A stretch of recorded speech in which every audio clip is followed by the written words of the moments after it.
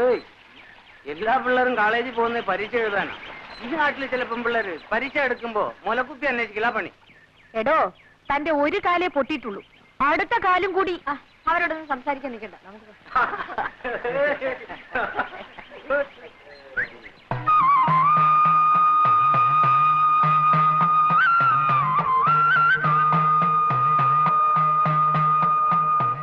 ശോഭേ, നാട്ടിൽ വന്നിട്ട് നീ എന്നെ തിരക്കിയതും കൂടി ഇല്ലല്ലോ.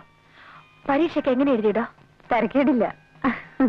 ശോഭേ, വരൂ കുട്ടി, നിൽക്കാൻ നേരമില്ല. എന്നാ ഞാൻ വരട്ടെ. ആ കുട്ടിയായിട്ട് വലിയ ചങ്ങാത്തൊന്നും വേണ്ട, അതിനോട് മിണ്ടിയാ മതി, നിനക്കൂടെ ചീത്തപ്പേരാ. വരൂ.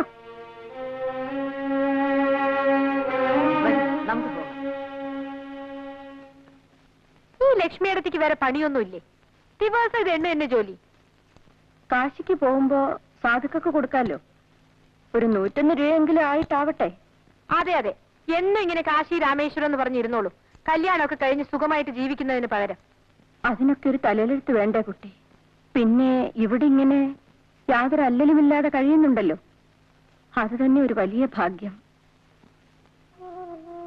നിനക്കറിയില്ല, തറവാട് ഭാഗം വെച്ചപ്പോ എനിക്ക് 16 വയസ്സാ. ഒരു വസ്തു അറിയില്ല.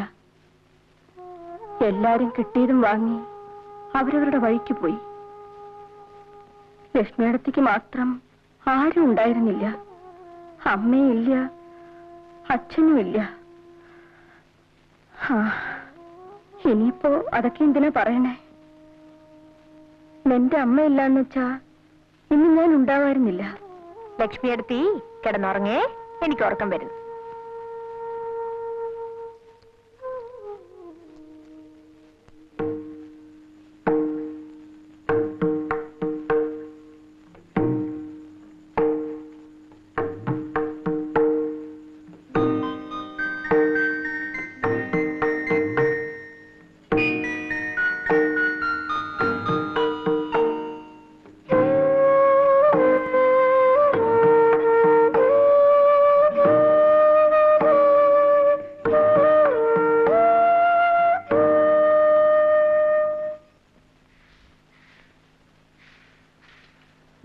അരി തീരാറായിരിക്കണോ?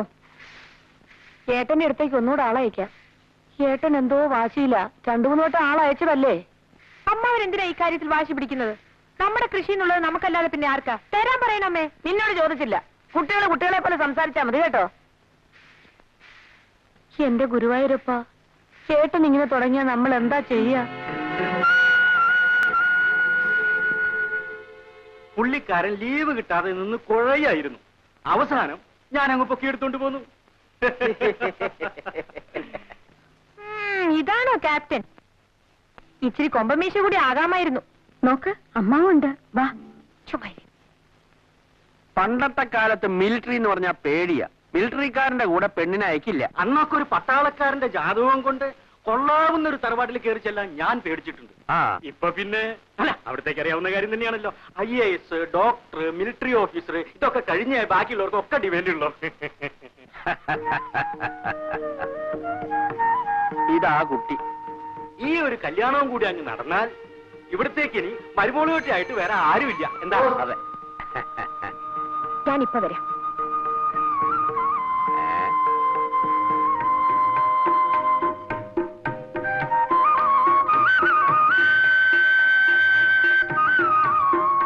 കല്യാണിക്കുട്ടിക്ക് ധാരാളം കത്ത് വരാറുണ്ടെന്ന് തോന്നുന്നു. മുമ്പൊക്കെ വെക്കേഷനിൽ വീട്ടിൽ വന്നാൽ കത്തിന്റെ ബഹളമായിരുന്നു. ഇപ്പൊ ഫ്രണ്ട്സിനെല്ലാം എനിക്ക് എഴുതാൻ പേടിയാ. പിന്നെ ചിലരൊക്കെ എഴുതും. കുട്ടിക്ക് അത്തയക്കാൻ ഫ്രണ്ട്സ് എന്തിനാ പേടിക്കുന്നത്? അതങ്ങനാ. അതെന്താ അങ്ങനെ?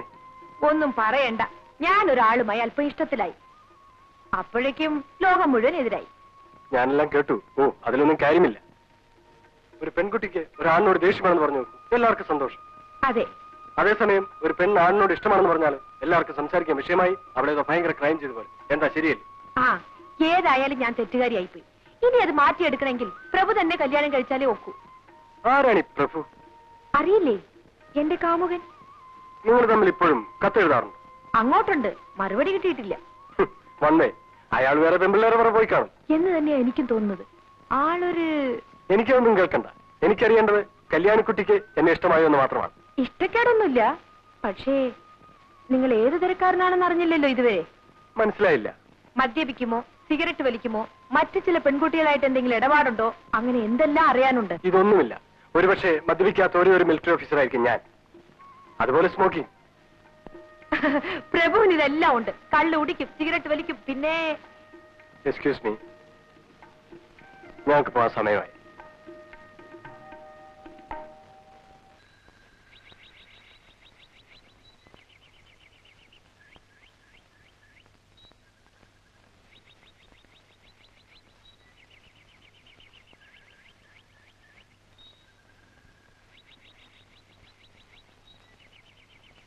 ഇനി ആരും ഈ കാര്യവും പറഞ്ഞ് എന്നെ ബുദ്ധിമുട്ടിക്കാൻ നിൽക്കണ്ട. ഈശ്വര, മുഖത്ത് കയറി വന്ന ശ്രീദേവിയായിരുന്നു. ശ്രീദേവി അത്ര ഈ മൂശയായിട്ട് ഇരിക്കുന്നിടത്ത് എങ്ങനെയാണ് ഈ ശ്രീദേവി കയറി വരിക? അവരെന്താ പറഞ്ഞത്? എന്ത് പറയാൻ, ഇത് നടക്കില്ല അത്ര തന്നെ. കാര്യം എന്താണെന്ന് എനിക്ക് അറിയാൻ പാടില്ല, അറിയാനോട്ട് താല്പര്യവുമില്ല. നിനക്കറിഞ്ഞിട്ട് വളരെ നിർബന്ധമാണെങ്കിൽ ഈ മൂശയായിട്ടോട് ചോദിച്ചു നോക്ക്, അവരെന്തൊക്കെയാ പറഞ്ഞ് ധരിപ്പിച്ചു വെച്ചിരിക്കുന്നത്.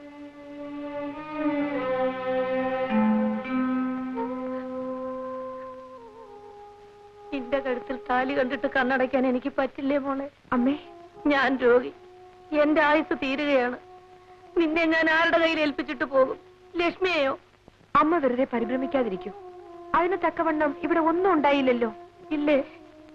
അമ്മേ, എനിക്ക് മിലിറ്ററിക്കാരനെ കല്യാണം കഴിക്കാൻ ഇഷ്ടമല്ലമ്മേ. അതെന്താ? അല്ലെങ്കിൽ ഈ തറവാട്ടിന് എന്തോ ശാപം കിട്ടിയിട്ടുണ്ട്. ഈ തറവാട്ടിലെ പെണ്ണുങ്ങൾക്കൊന്നും ഭർത്താക്കന്മാർ വാഴൂല. അമ്മയ്ക്ക് എന്നെ കിട്ടി, അച്ഛൻ മരിച്ചുപോയി. ലക്ഷ്മിയടത്തിക്കാണെങ്കിലോ അങ്ങനെ ഒരു ബന്ധമേ ഉണ്ടായില്ല. പിന്നെ വല്ല യുദ്ധവും വന്ന് എന്റെ മിലിറ്ററിക്കാരൻ ഭർത്താവ് അങ്ങ് മരിച്ചുപോയാലോ? പിന്നെ പിന്നെ അമ്മ വെറുതെ വിഷമിക്കാതിരിക്കും. അമ്മ ഒന്ന് കിടക്കും. വരൂ അമ്മേ, വാ.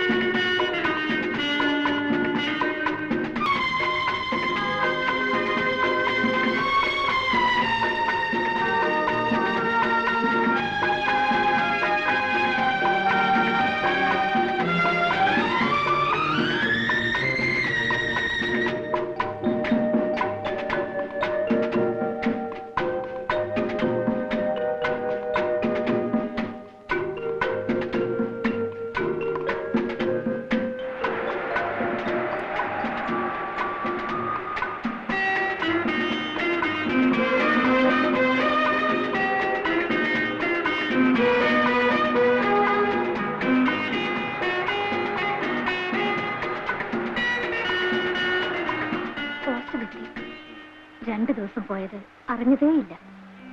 It was so nice.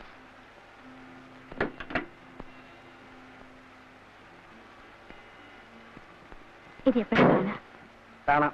എപ്പോ വിളിക്കും? വിളിക്കാം.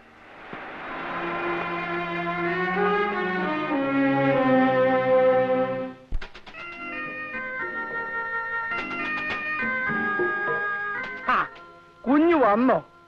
ഇന്നും ഇന്നലെയൊക്കെ ആയിട്ട് ആരൊക്കെയോ ഫോൺ ചെയ്തിരുന്നു. ആരൊക്കെ? അങ്ങനെ ചോദിച്ചാൽ എങ്ങനെയാ ഓർക്കാൻ പറ്റുക? ഒന്നോ രണ്ടോ പേരായിരുന്നെങ്കിൽ എളുപ്പമുണ്ടായിരുന്നു.